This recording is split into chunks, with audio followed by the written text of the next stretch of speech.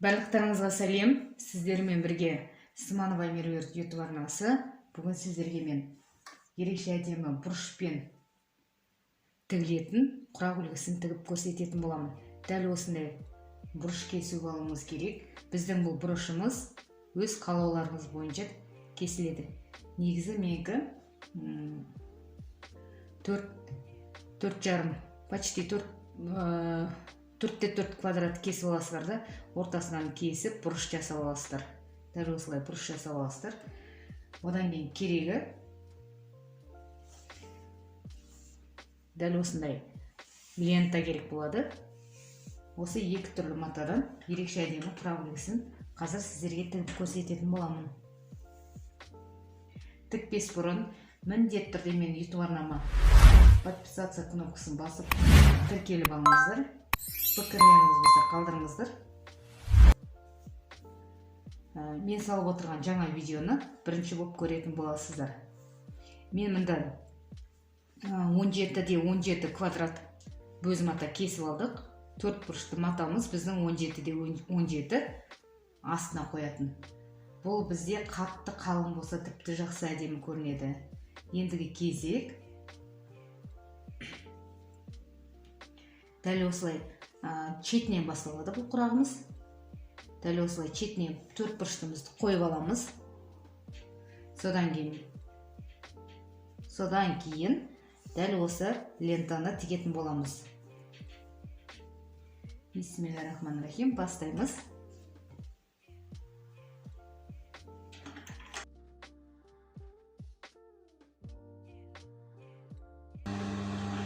Құраққа ортасына қосылғанда керемет әдемі құрақ болады.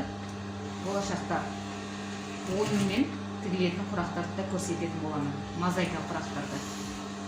Алла қаласа, сол құрақ көрпелерді көріп жіберіп алмас үшін міндетті түрде менің арнама жазылып алыңыздар.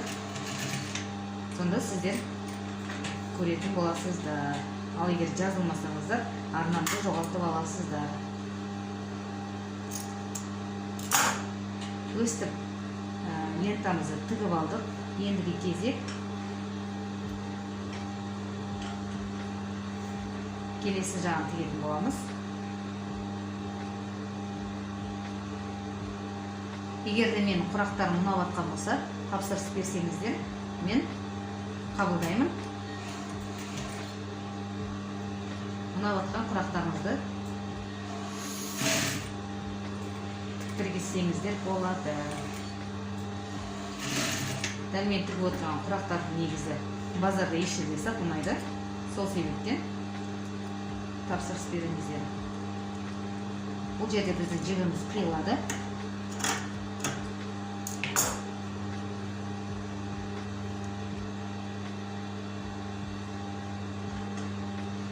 Бізде мынандай үлгі шықты. Енді келесі біз бұрышты тігетін боламыз.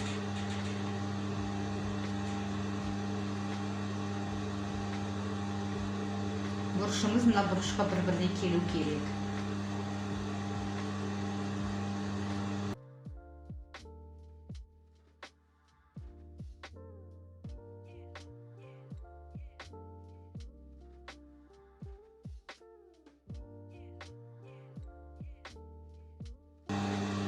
Міне бізде дәл осындай бұрышымыз шықты.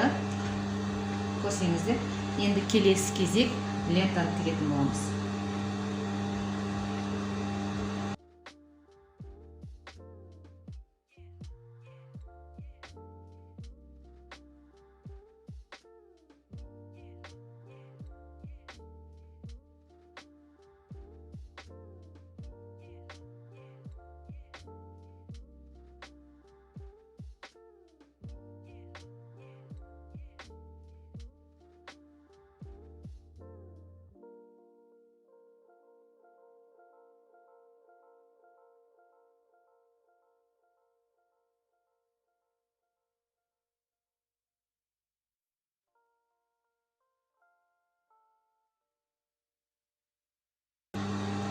Келесі бұрышты тігетін боламыз.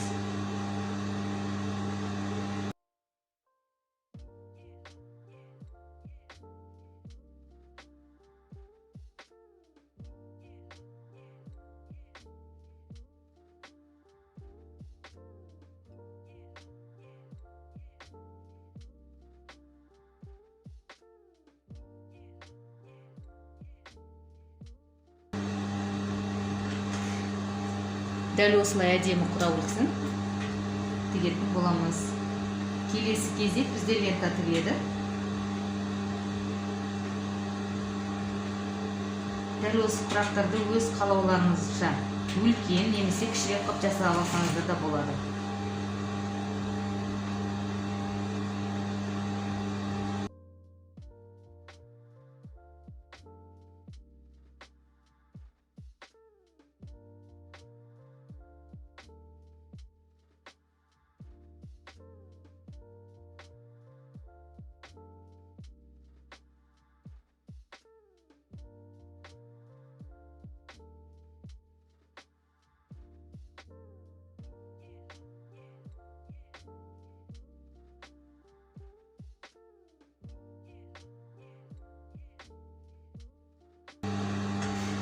Ендігі кезек тағы бұрыш тігетін боламыз.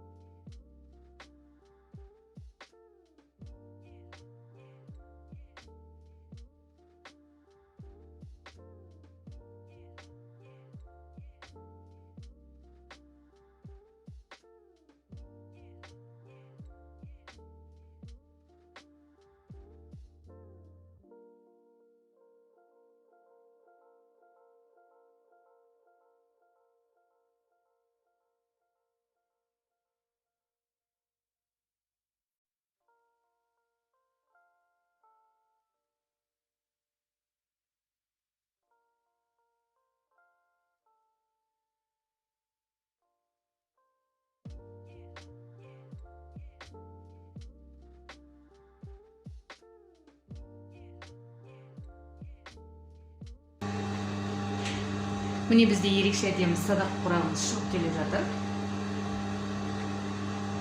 Жебе құрақ деп айтылады.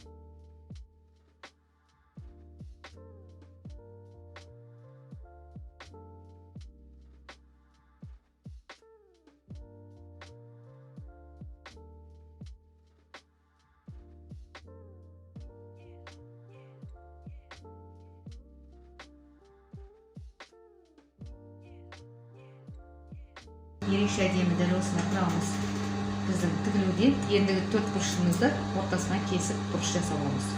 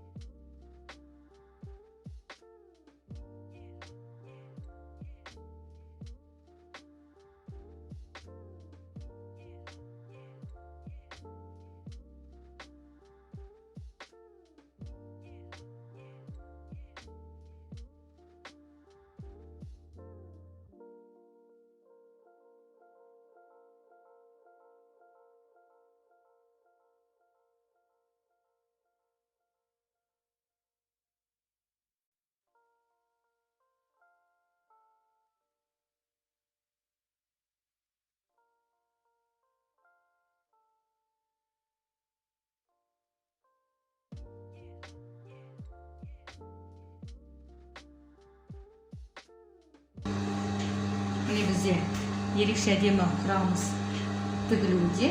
Келесі бұрышымыз тігетін боламыз.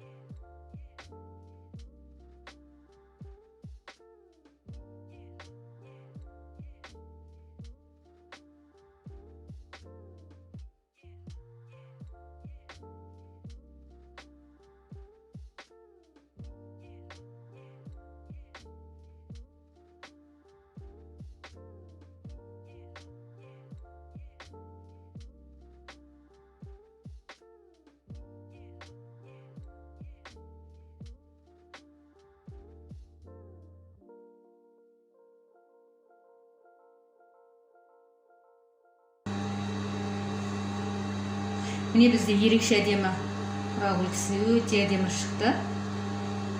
Енді біз шетін жақсылап айналдырып тігіп алатын боламыз.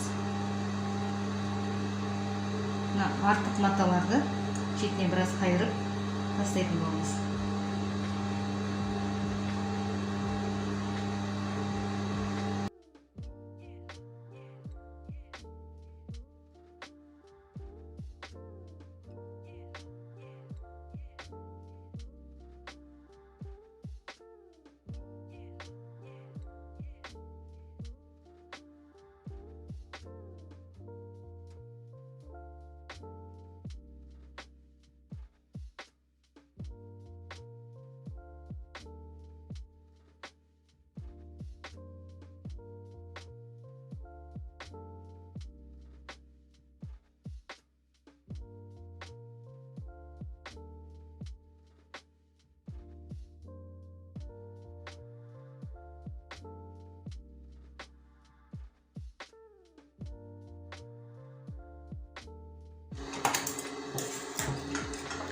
Енді міне бізде артынан терісіне тігіп алдық.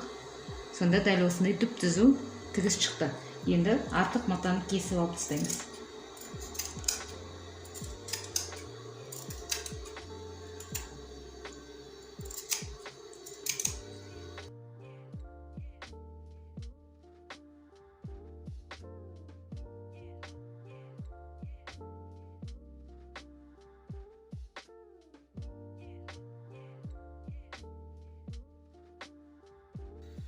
Міне бізде